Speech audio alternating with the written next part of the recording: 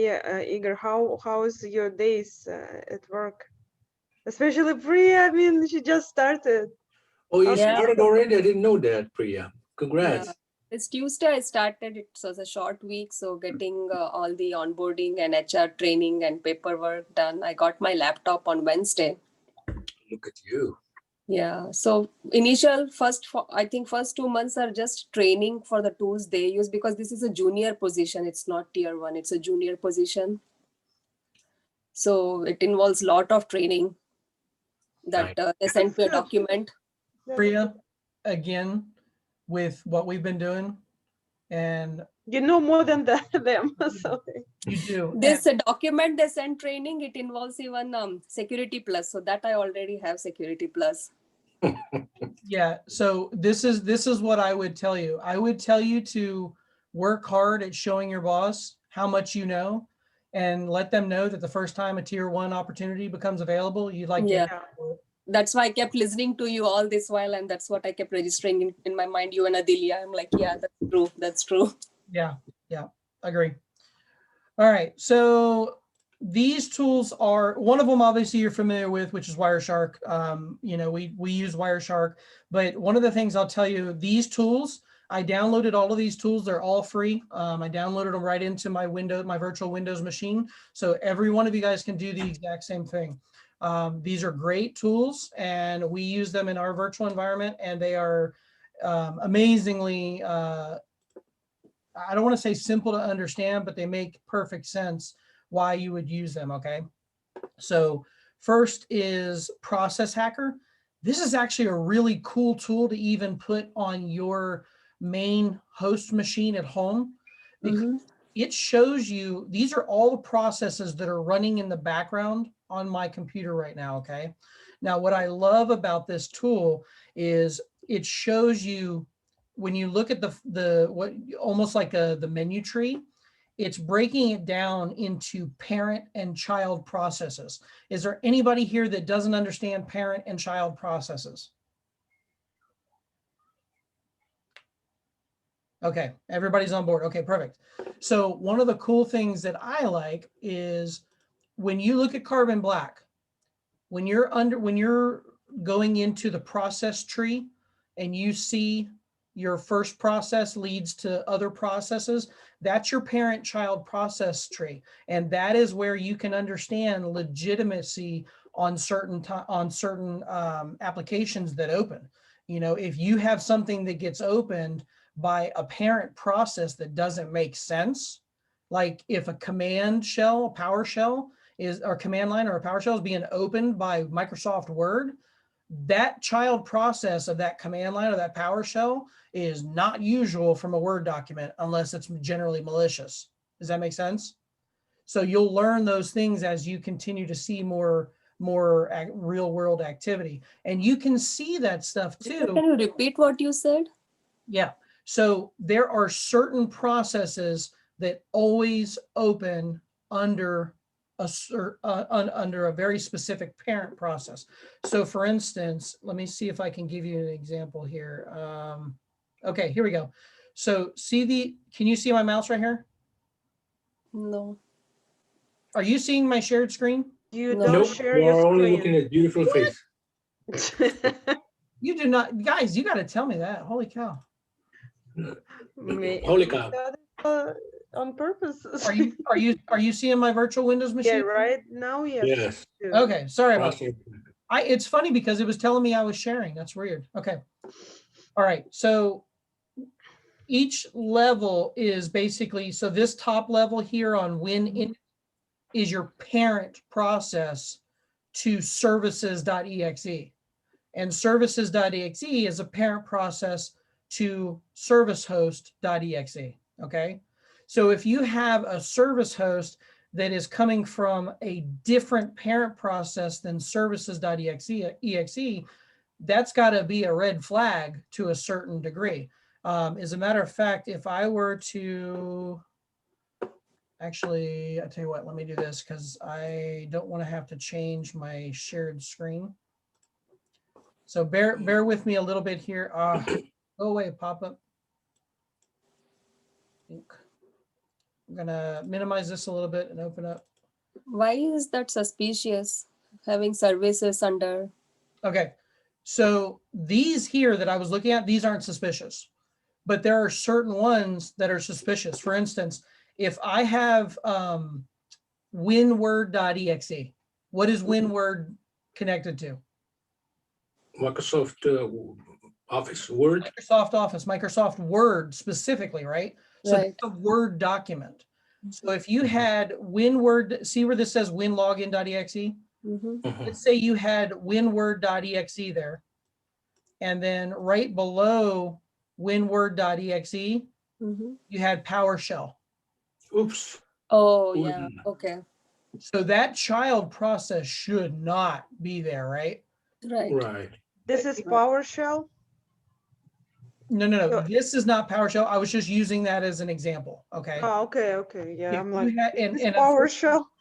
Yeah, so unfortunately, I don't have a PowerShell opening up under WinWord here because I legitimately don't have PowerShell being opened by a malicious macro in a Word document.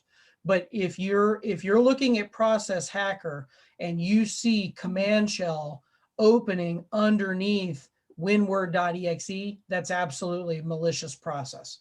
And that's what you would see in Carbon Black. That's what you would see in CrowdStrike, or you would see that in another endpoint system that has a process tree breakdown. You would see that process, and that would stand out. Now, I don't know all of the processes. I'm learning the processes, and there are process ID websites where you can go and look at the process IDs and you can see some of that information. But do you remember when I think I got the information from Tony when we talked to him, but the SANS, I think it was the process poster. Do you remember when we talked a little bit about Yes. the Yes, we posters? do. The poster has been updated, by the way.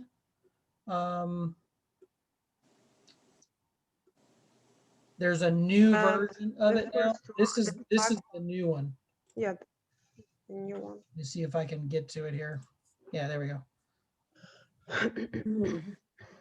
So No, I did some work on my virtual Windows machine, but it's still a little slow, but it's actually gotten faster. So that's a good thing.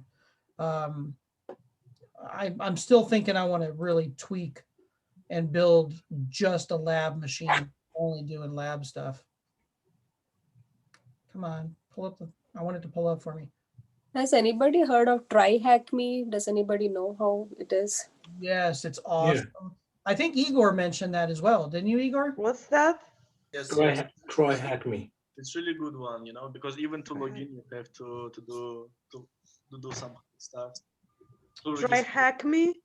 Yes, hack me. It's Try website. Hack Me. TRY Try Hack Me. It's like try to.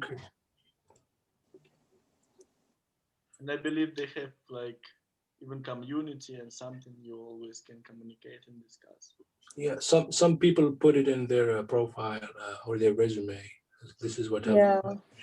I see a lot on LinkedIn, people telling they use this and it help So, them. Richard, could you share the link for that poster? Hey, well, I'm going to be honest. I'm actually trying to pull it up right now, real quick, because I'm trying to pull up a screenshot of it, and it's not working real well. And plus, it's a little slower too.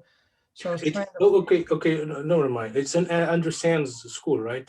Yeah, the important thing about it. So each one of these, Mhm. like for instance, and this is why I was trying to pull the dang thing up. It shows the legitimate parents.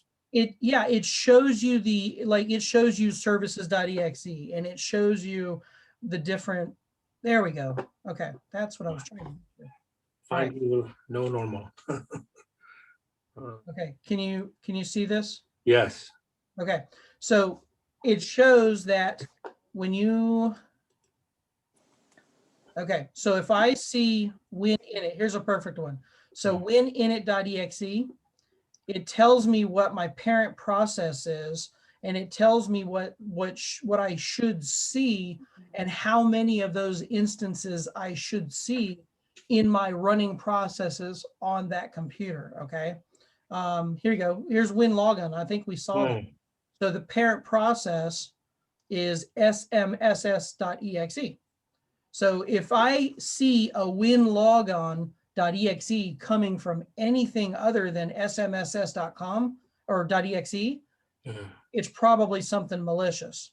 Here we go. Explorer, LSAS, service host, service. Okay, so services.exe. So services.exe should have a parent process of wininit.exe. Okay, so real quick, I'm going to pop back over here to services.exe because I'm pretty sure I saw that. It's yeah, somewhere. On the top, I think services.exe. So here's services.exe. Yeah. What is my parent process? Winit. Winit. So that's the way it's supposed to look, right? Mm-hmm. So that's the first telltale sign a lot of times.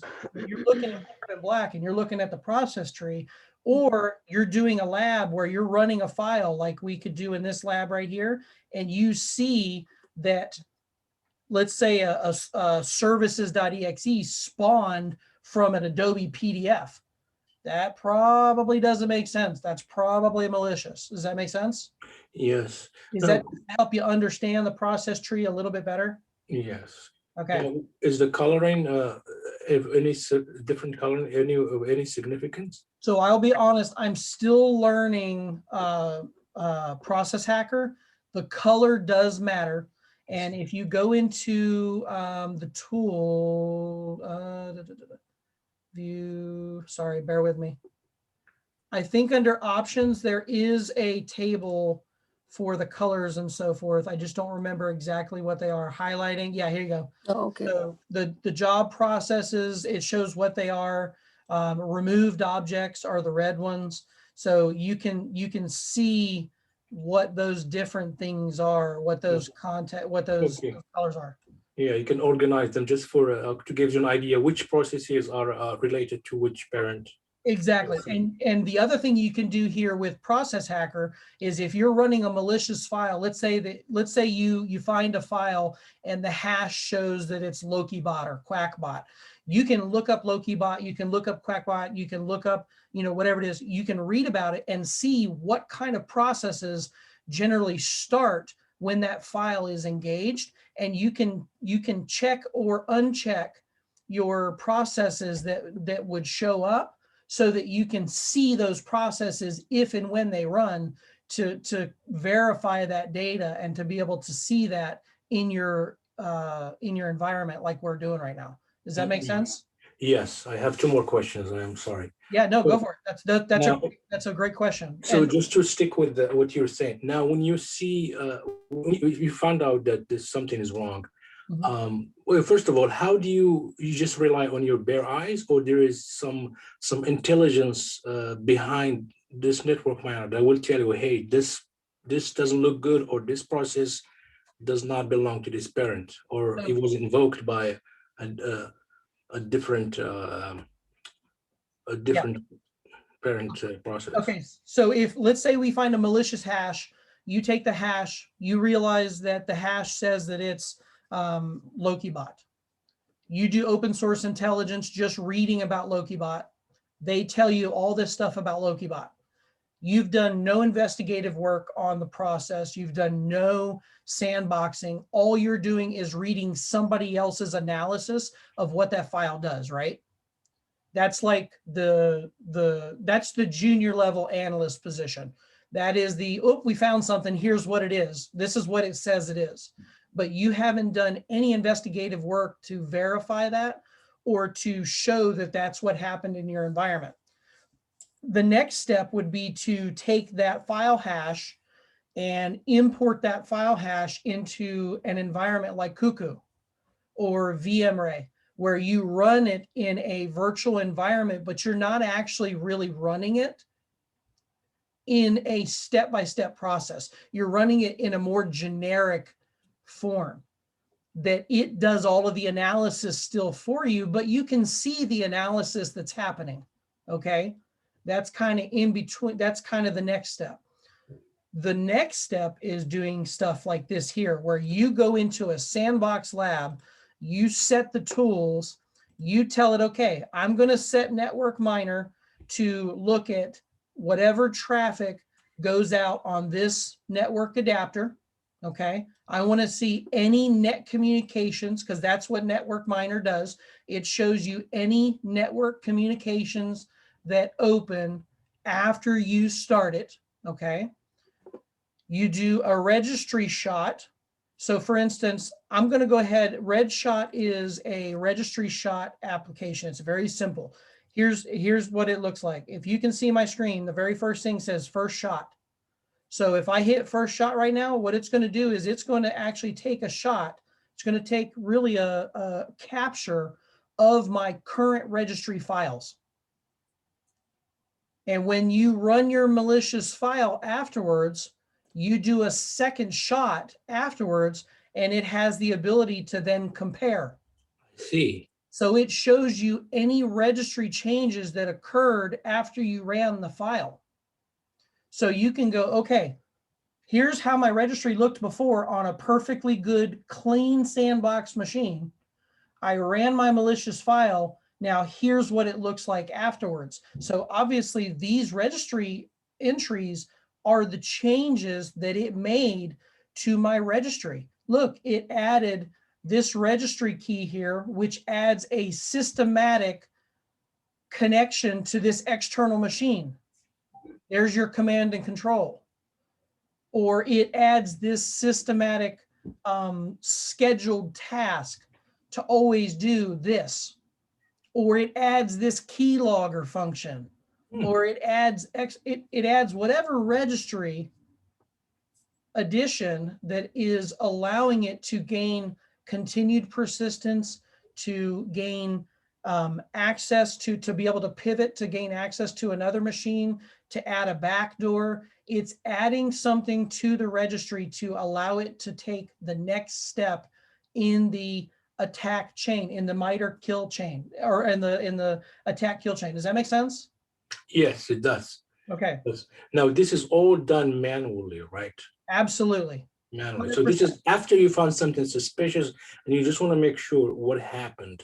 Now, there, as far as our SIEM solution like QRadar or Splunk or any, is there any alert that would pop up as a registry change, or for a FireEye, is there any such alert? Yes, it fully depends on how the tools are set up. And for instance, I can tell you there are some clients that I work in that the tools are not set up well enough to be able to give you all of that information. But then there are tools that are. It just depends on the company, depends on what tools they have, how many tools they have. Not to mention, because of the different SLA agreements, the different service level agreements that we have with these clients, we don't always get to see every tool they have. We sometimes only have that's the access problem. because we only monitor certain aspects of their network.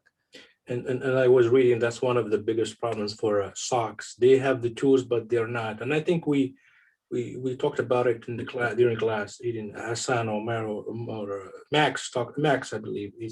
They have a lot of tools. They invest a lot of money, but they're looking in the wrong. They're focusing on the wrong alerts, or they're not tuned. The tuning. Tuned enough to detect what they're supposed to detect. Exactly. Beautiful. And the tuning is something that changes on a daily basis. So you have to have engineers that are actively engaged. I can tell you, we have, I mean, in the 2 months that I've been where I'm at now, I constantly see emails going back and forth about, hey, all of a sudden we're getting this particular alert. We've done the investigation. It appears to be firing on XYZ. And that seems to be a benign or a false positive based on what we're seeing. Can you verify that this is, happening for a particular reason? And if so, can we tune it out? Can we tune that system to be able to not alert on that or whatever? And it happens all the time. So there's some clients are better at it and some clients are not as good at it, or some don't care about tuning out certain things because it doesn't matter to them as much. They go, you know what, we have it tuned out. We have it tuned this way for a particular reason. And you're just going to have to know that that particular alert is a false positive that you're going to see all the time. So when it alerts, do the quick investigation, verify that it is that, and then close out that ticket. I mean, it really is that simple and that straightforward. It just depends on the environment. Okay. So real quick, I completed the registry shot. So right now I have an image of the registry, of what that registry looked like before I did anything else. Okay. Process Hacker is running. It's showing you your processes that are running currently.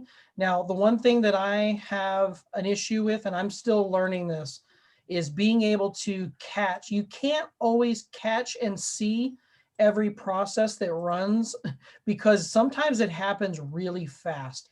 I'm still learning how to be able to see these processes easier when they happen, okay? So you kind of have to bear with me a little bit, but you can close down some of these processes and it makes it much smaller, but then you lose a little bit of visibility. So I'm still learning how to tweak this a little bit to make it easier to see those processes. But when you run that malicious file, you'll see something pop up over here. As a matter of fact, just like when I opened Chrome, all of a sudden we ended up with this Chrome process here. It wasn't there before. But if I were to close out of Chrome, that should go away. So just to recap a little bit. So if I found out some malicious hash and I read someone's research or paper, and that paper will tell me that this sort of malware is these are the processes that would invoke, or I would come here and look and search for these processes and see if they are existent or not. Well, keep one thing in mind. This is the sandbox environment here. See how Chrome exe just went away finally? This is a sandbox environment. So if you had an attack that already happened, you're looking post-incident. In those cases, you would need to have the right tools that documents it the right way to be able to go and see if that process was enacted on that system. So that's where your endpoint detection comes into play, because then you would be able to say, okay, if I know that this process occurred, I should be able to go into my endpoint detection and look at that file process at that time, or that process tree at that time, and see if it fired and see if those processes showed up. I see. Does that make sense? Right, and if it didn't fire, that means the FireEye didn't do its job, or whatever, endpoint security. Either that, or it could be that it's a variance of that attack type. It might, keep in mind, just because it's Lokibot doesn't mean it's exactly the same as every other instance of that file, because hackers write different things. They do different things to be able to accommodate the environment that they're in. So they may modify it. So it may look almost identical to it in a lot of ways, but you'll find variances based on the environment that you're in. Okay. Right. Yeah. Well, if they change 1 byte, that means the whole signature is changed. The hash is changed. Yeah, to a certain degree, the hash will change, but also to a certain degree, there's going to be the similarities there. Okay. Yeah, for the at least for the which processes are being invoked. Yeah, exactly. It's beautiful. I just wanted to put it all in connected dots. I'm sorry if I am very talkative, guys. You can. No. These are great questions you're asking. So these are awesome. So okay. So I've done my red shot. So that's done, right? And I'm going to go ahead and tell my Wireshark. Richard, quick question. Reg Shot, is it a separate program, separate software? Yes. So I downloaded these all into my environment. Okay. Okay, Reg Shot, like Wireshark, of course, and that hacker, process hacker. And network miner. Yep. Now these are what is not network miner? I'm sorry, I missed it. That's okay. So network miner will show you network communications that occur. So for instance, if I was running network miner right now, if I was capturing, like I'm going to start doing, as soon as I opened up Google Chrome, it would automatically show me a bunch of network communication. And we're going to do that here in just a second. Okay. As a matter of fact, so we've done our first registry shot. So we've got an image of the registry before. I'm going to go ahead and select my Ethernet adapter, and I'm going to go ahead and say capture data there. And I'm going to go ahead and say capture network miner. I'm going to start that one here. And then I'm going to go ahead and go to my file that I have, and we're going to start looking at it. So I'm going to Is minimize. network miner like Wireshark, like packet capture? Yeah. Oh, yeah, absolutely. I've got Wireshark in my virtual environment. So network miner does the same thing, packet capture? So it doesn't do packet capture exactly, but it does do packet capture, yes, to a certain degree. All right, so here's my file I downloaded last night. I'm going to go ahead and let's start playing with it. Again, I apologize for the slowness here, but we're going to go extract all. And I'm going to extract it right here. Downloads, boom. No. Oh, you are not. Are you kidding me?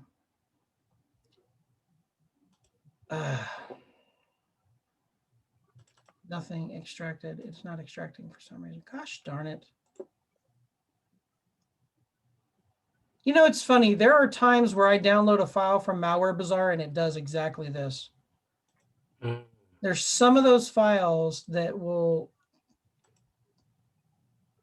Interesting name, Baba. Okay, so I can tell you this file is a quackbot, or yeah, a quackbot. Gosh darn it. Okay, well, that sucks.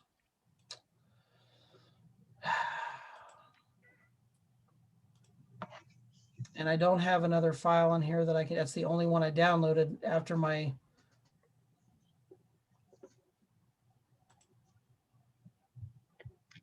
All right, well, the only thing I can do is try to go download something else and detonate that and see if that works. Dang it. Sorry, guys. Let me stop this capture real quick and stop the Wireshark.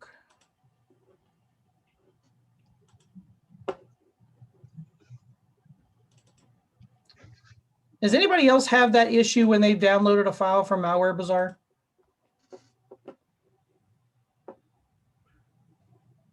I can't remember having an issue.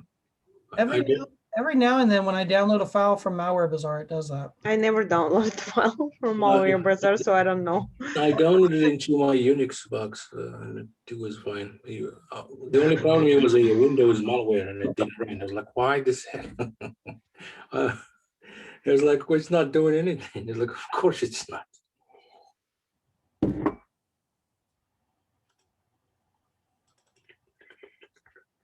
This is more of a I think it's a little bit of everything. Network forensics, malware analysis. This encompasses pretty much everything we learned. Yes, it does. It does, because there's networking part. How that malware has been, or from which IP it came from, and which CC command and control is reaching out to, and which process is being run. This is everything here, right? It is, and that's exactly. Nor you're spot on. That's exactly what I'm basically trying to show you guys, and that's exactly what happened with the process that we ran the other night. When we detonated the file here in our network miner, we had IP addresses that it reached out to, and we started looking at the IP addresses, and one of the IP addresses showed up as a malicious command and control IP address for LokiBot. So boom, there was our command and control, and it showed up right there in our network miner. So we were able to see that. So once we had that, also, we went into Wireshark and we started looking for what were all of the packets that actually dealt with that IP address. And we started digging into the packets, and we found the IP address that it went and downloaded the second file from. So we were able to see all of that. We were able to put it all together, and it was a lot of just poking around and figuring it out, but the logic made sense. I downloaded this file. as soon as I ran it, it made network connections with this IP address, this IP address, this IP address. It opened up or downloaded this PDF file.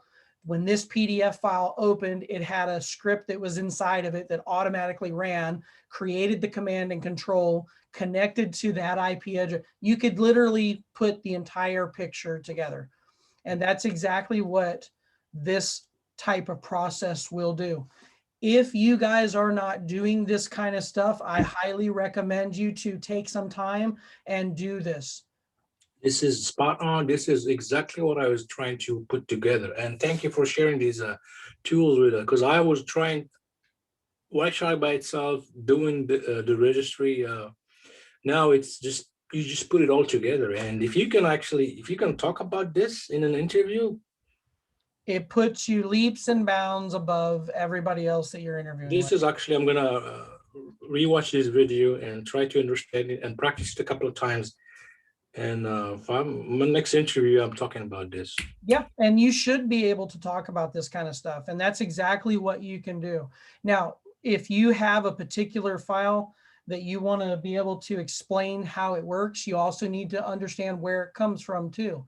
So for instance, if you did analysis on a Loki bot, or you did analysis on, for some reason, Loki bot and Quackbot are the only two that are popping into my head this morning. But whatever the malicious file is, Emotet or Drydex or any of them, you need to be able to explain where it came from. So if you're doing this kind of sandbox environment and you're doing a Drydex, you need to understand that a Drydex came from an Excel file. So you could basically say, I was looking at an Excel file that was received in an email that ended up having Drydex in it. And here's how I analyzed it. I went through this process. I did this. I opened up my virtual environment, our sandbox environment. Process Hacker automatically starts up. I opened up Reg Shot, Network Miner, and Wireshark. Once I started everything and got everything set to capture my data, I extracted the file, I ran the file, or whatever the case may be, based on the file type and the environment, and I captured all the information. And then I started diving into it. I went into Wireshark, I went into Network Miner, I started looking at the IP addresses. Does that make sense? Absolutely. That's Absolutely. the analysis. Now, just to keep, now you're trying to download the malicious file, you're gonna run it. And after you run it, when will you be able to run the Reg Shot again? So after I can do it whenever I want to. If there is a particular, if it's a file that's there's a particular time frame, I might need to let it sit and run for a little bit,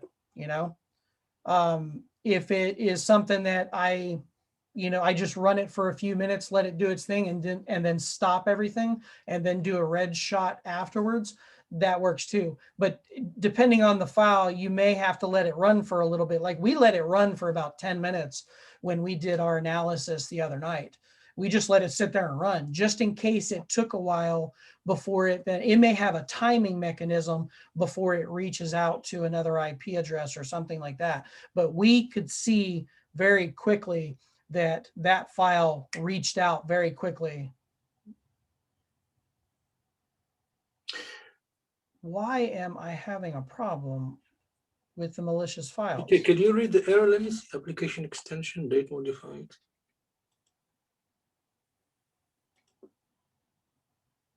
You can use the error code to see what's going on. DLL. So this. Okay, listen. I tell you what I will do. I will find out what is going on and why this is doing this, and I will get a malicious file, and I will get it downloaded, and I will record the process as I go through that file. I don't know why this is doing this. I don't know if it's something that I've done with my virtual machine or what. Doggone it. Okay, but anyway, at least I can give you a little bit of visual here. Yeah. So let's say that we got the file, I extracted it, boom. See all the IP addresses over here? Mm-hmm. So I can go through and I can look at these IP addresses. I can go, okay, 151.101, that's a weird IP address. You know, what is that? What is that? So I can go through and poke around and check the reputation on these. I can, you know, again, virus total, IP, you know, abuse IPDB, IBM X-Force Exchange, whatever you want to do. And then once you find those IP addresses that are malicious, you can navigate into Wireshark and you can start utilizing everything that we've done before. You know, go into statistics, pull up conversations, go, okay, I want to do IPv4 conversations, and oh, look, here's that malicious IP that I found out of our list over here. I want to set that as a filter, and I want to go through and I want to see all the selected traffic to that IP address. Boom. Then I've got that data I can look at. And then let's say I find another one, I go look at that.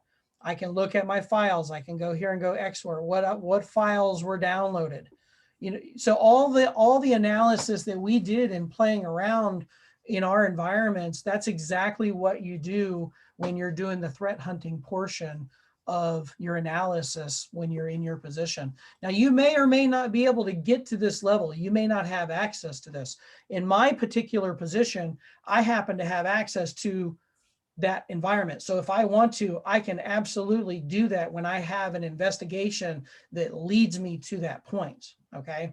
Now, if I go through an investigation that doesn't, everything's mitigated, there's no malicious activity that was able to be done because the tools did their job, I would write up my investigation and close out that ticket and move on.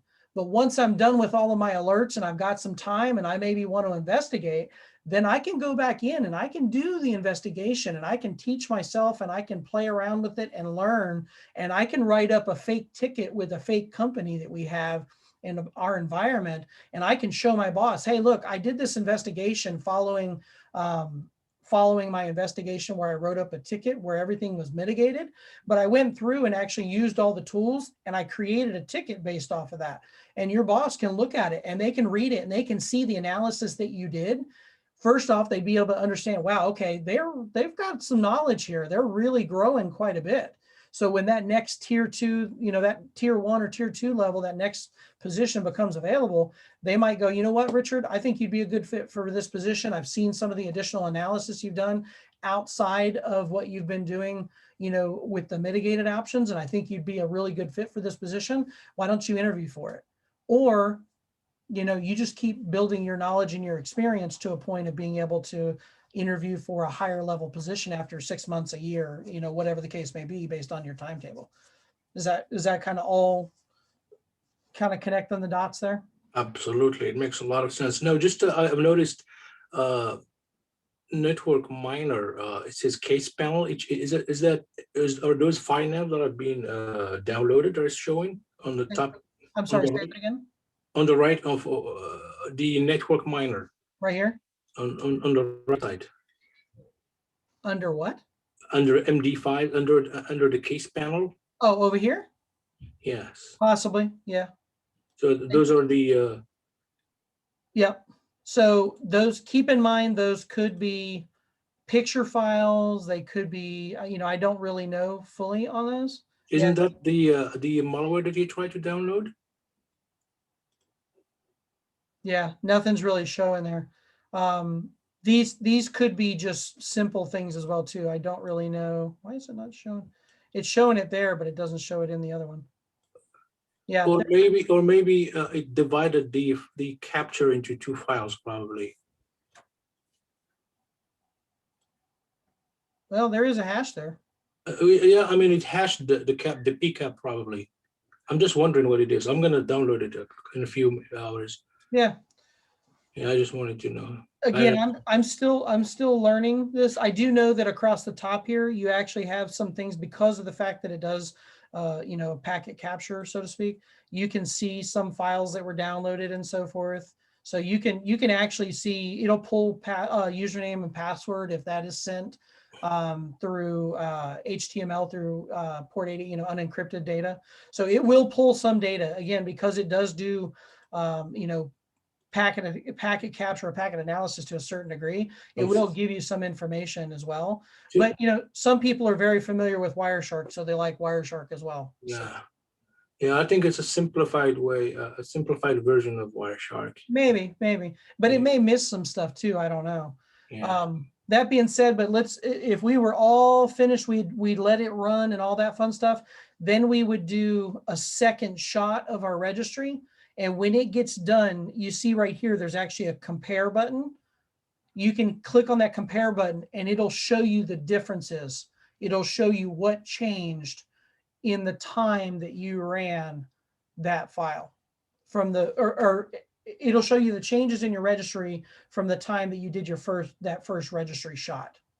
Now, if you install a tool or something like that, it'll show all of that as well too. So, you know, be careful with that. Like when we did our malware party the other night, we realized that we didn't have a zip program on the machine.